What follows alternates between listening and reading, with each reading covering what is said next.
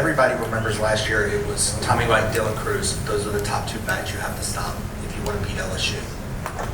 My question is, who are some of the players that are stepped up to try to team up with Tommy White that you've seen? So it's Tommy White and these specific players. Yeah, our whole lineup. Every single guy that's going to be out there can do exactly what was done last year.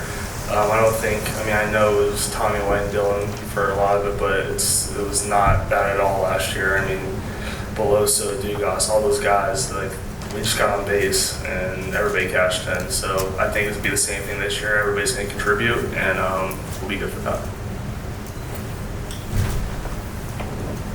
Tommy, right here, Coach mentioned kind of you and some other guys choosing to stay and kind of, saying you wanted to kind of move forward, obviously, as leaders. What have you seen maybe from that group of guys and personally for you, wherever you feel like you've grown to be a leader for this team?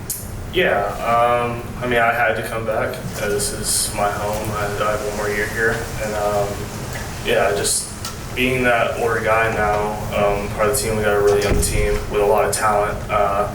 Just showing them how LSU runs and how LSU works and the standard that we have here, so we can leave it in better hands than we found it.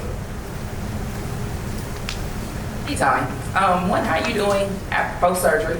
And then secondly, is there anything, maybe something we don't see, is there anything or what can you do to help elevate your game to get you all to where you're back where you need? So surgery went well. It's awesome. I think so last year, opening day, it popped out, and it popped out probably 20 times throughout the year. So I was popped down the dog pile. So it was definitely a struggle throughout the year. It was something I had to play through. So I'm excited to finally play healthy. I mean, I was battling adversity all last year, and now that we're finally healed up and fixed up, it should be fun. And some things that elevate your game back when you get back to the national. Yeah, I think for myself, just narrowing my zone, swinging at pitches that I can drive only. I tend to be a really, really aggressive hitter. I'm not going to lose that aggressiveness, but just be a little more selective.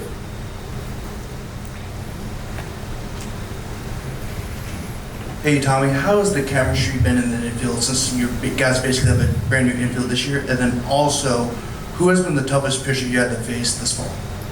The infields, we've been clicking really well. Every guy that came in, all the new guys, they know the standard and they've all gelled really well, and we're working really, really good in the infield. So I really like where we're at there.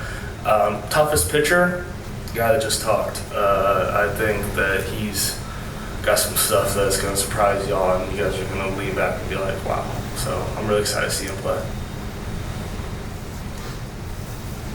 Tommy, after winning a championship, what's the biggest thing maybe you learned about that journey, and how can you get back?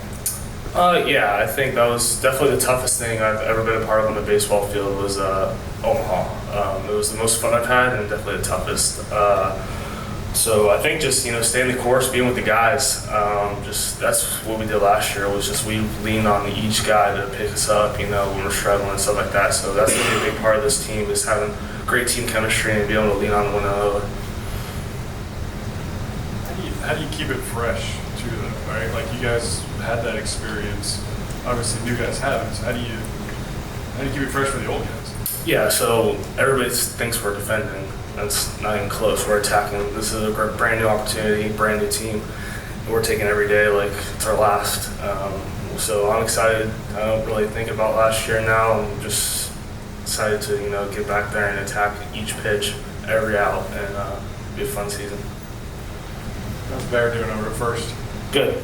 Yeah, I really like where he's at. He's awesome. Different? He played a lot there last year. Having Trey there, Trey's definitely the best defensive first baseman that college baseball has seen, but Bear's really, really good. So, he's going to be great for us, and he's going to do a lot with the stick, too. Just kind of building on that a little bit. Ethan Fry, Paxton Kling, Jared Jones, Brady Neal is just kind of the core young group that really got a chance to watch and see what it takes to win that championship last year. Just what have you seen from guys like that are back for their second year, and how impactful they're going to have to be for this season?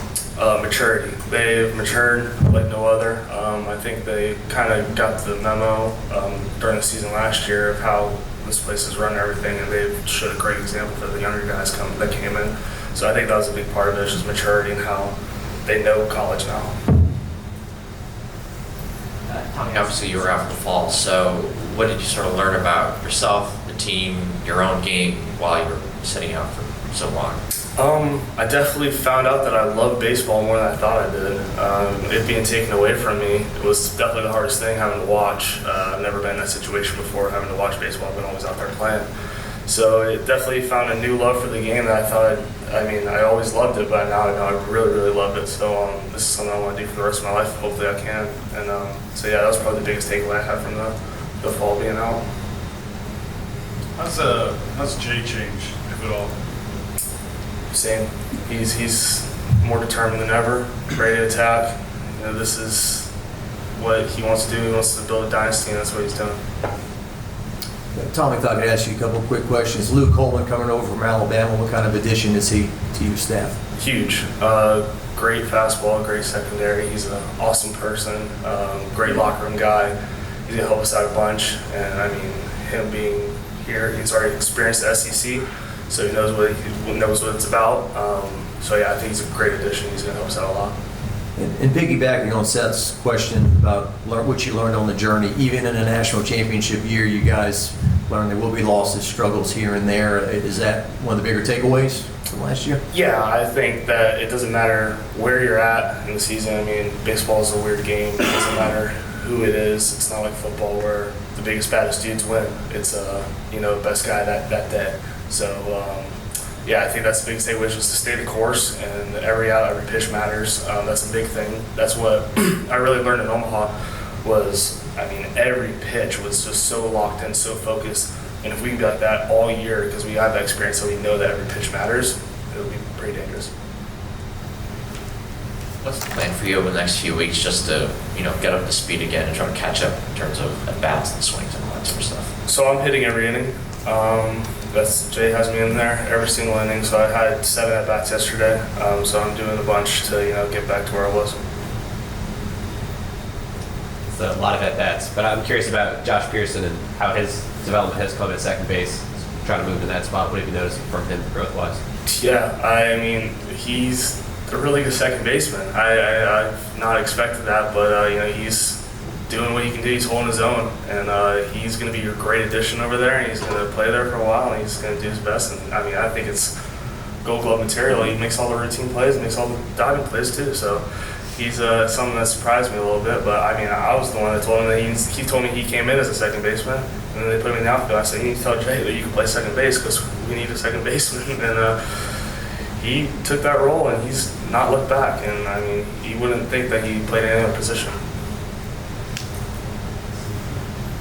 I was wondering if you've heard from a lot of fans tell you where they were when they were watching the Wake Forest game, and what they were doing, and whether they were in Omaha or here or wherever. And I wonder if you have a favorite story. I don't know if I have a favorite. I think the coolest thing I saw the video of somebody took the video of me hitting the walk-off, and it was like all the parent section reaction. That was the coolest thing I've seen. It was how cheerful and how joyful, and then watching all of our guys come out of the dugout. Bring a tear to my eye. And it was awesome, special moment. But yeah, that was probably the coolest thing. It's a lot of people talk about your leadership, how you're one of the guys that commands the team. What is your leadership style? I like to lead by example if I can. I will be vocal if possible, but I just try to do what's right and just lead by example and show them how it is by not really talking or anything. But yeah, that's just how I am. That's how Dylan was, and I just watched Dylan all last year and just try to copy his style because dude's the greatest to do it. You were talking about the home run. I think you saw the kids that dressed up as you for Halloween. Yeah. What'd you think about that? I think it's awesome. I definitely have a unique look on the field, and for kids to embrace that, it warms my heart. It's awesome. That's why I do it. You said earlier, You said earlier that all last season you were dealing with adversity, your shoulder, and still being regarded as one of, if not the best hitter in college baseball. What do you think your ceiling is now, being fully healthy? I'm not really looking at any numbers or anything. I'm just looking at wins. If I can help a team win that day, I did my job. If I'm 0 for 4, 0 for 5, if I'm 5 for 5, doesn't matter. As long as we get the W at the end of the day, I did my job. Anything else for Tommy? Thanks, guys.